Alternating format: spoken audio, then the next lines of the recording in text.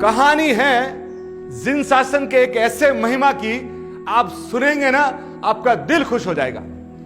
चेन्नई का परिवार था, शादी कर रहे थे वो राजस्थान में। बिटिया रानी की शादी है। हमारे में प्रसंग क्या आता कि एक दिन पहले हम लोग बंदोली करते हैं। तो जब बंदोली हो रही थी तो गांवों में, आपको मालूम है राजस्थान के गांवों में धूल बहुत उड़ती है, और वो धूल इतनी उड़ी उस रात कि बिटिया रानी के आंखों में पूरी की पूरी वो धूल चली गई। घर पे लाया गया, सब कोशिशें की गई, कैसे न कैसे उसको रात को नींद तो आ गई। पर सुबह क्या हुआ, जिस दिन शादी थी उसी दिन वो सुबह उठी और बोला, माँ मुझे कुछ दिखाई नहीं देता है, मेरी आंखें ब्लाइंड हो गई है। माँ ने बोला, भाई आंखें में धूल गई होगी, चलो कुछ न कुछ कर लेते हैं, ऐसा कोई बात नहीं। वहां के जो लोकल डॉक्टर थे उनके पास गए। उन्होंने बोला, ये मैटर हमारा नहीं है, आप बहुत बड़े डॉक्टर के पास लेके जाओ। इधर तो शादी की बेला, आप सोचिए, बड़े डॉक्टरों के पास लेके गए।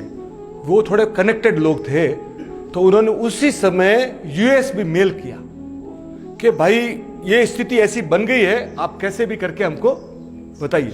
वहां से सॉल्यूशन आया। वहां से उन्होंने बोला कि ये फिजिकली पॉसिबल नहीं है, और हमारे हिसाब से अभी तक हमारे पास साइंटिफिकली ये बच्ची ठीक होने का हमारे पास कोई रास्ता नहीं। ये ब्लाइंड हो गई। यहां के डॉक्टर ने भी हाथ जोड़ दिया। आप सोचिए, वो लड़की बड़ी शीलवान, उसकी मां बड़ी खानदानी। वो मां, लड़की बोली, मुझे कोई चीटिंग नहीं करनी है, अपने को लड़के वालों को यहां जाके स्पष्ट बात करनी। वहां से मां, पिताजी और बेटी तीनों गए उनके घर पे। उनके पिताजी और माताजी को बुलाया, बोला, देखिए जब अपना प्रेम बना रहे, मैं आज अंधी हो गई हूं और मैं आपसे कोई चीज छिपाना नहीं चाहती, तो अपनी शादी यहां पे कैंसिल। लड़के वालों ने भी बोला कि आप बहुत साफ सुथरे हैं, आपने इतना क्लेरिफिकेशन दे दिया, हमारे साथ भी आपने कोई धोखा नहीं दिया, धन्यवाद, हम भी शादी रोक देते हैं। वो जो लड़का शादी करने वाला था ना, वो सोफा पे सामने बैठा हुआ था। वो बोला, शादी किसको करनी है ये तो पहले पता करो। बोले, शादी तो मेरे को करनी है, अब मुझे तो पूछो क्या क्या करना है आपको।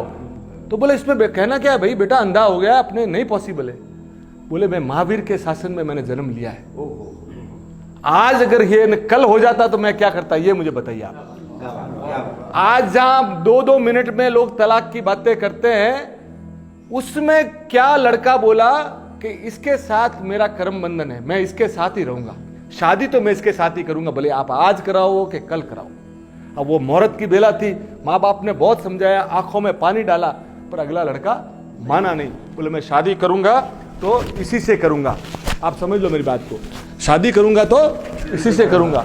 और हालत ये हो गई, शादी हो गई। शादी होने के बाद आप सोचिए कैसे प्रसंग चलता है। वो लोग दांतराई के थे, राजस्थान में दांतराई के।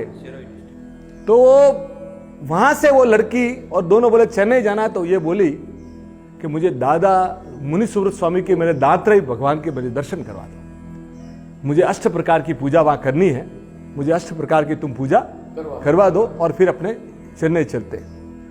वो लड़का, वो बच्ची, दोनों दांतरे आई।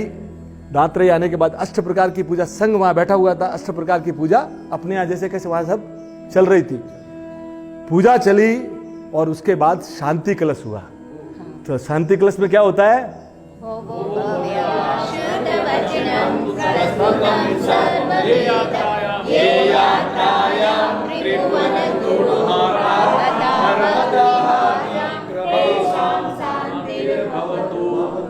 ये देखिए, ये श्लोक बोला।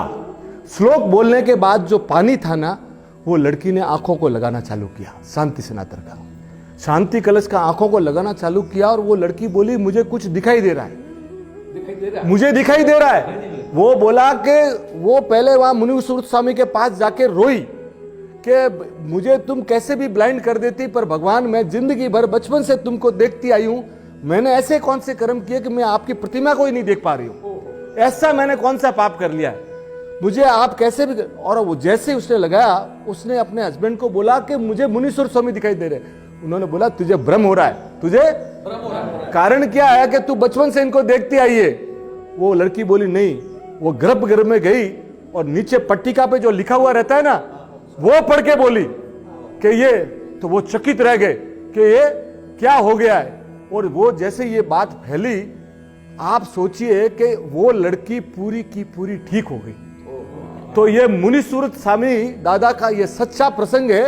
और ये जब सुना ना तो लोग चकित रह गए कि यानी जैन धर्म में और शासन में इतनी क्षमता है। अगर आप परमात्मा में आपके प्रति आपको श्रद्धा है ना, तो सर आपके सब संकट दूर होते हैं। बोलो मुनिसुरत स्वामी भगवान की जय, शनिदेव की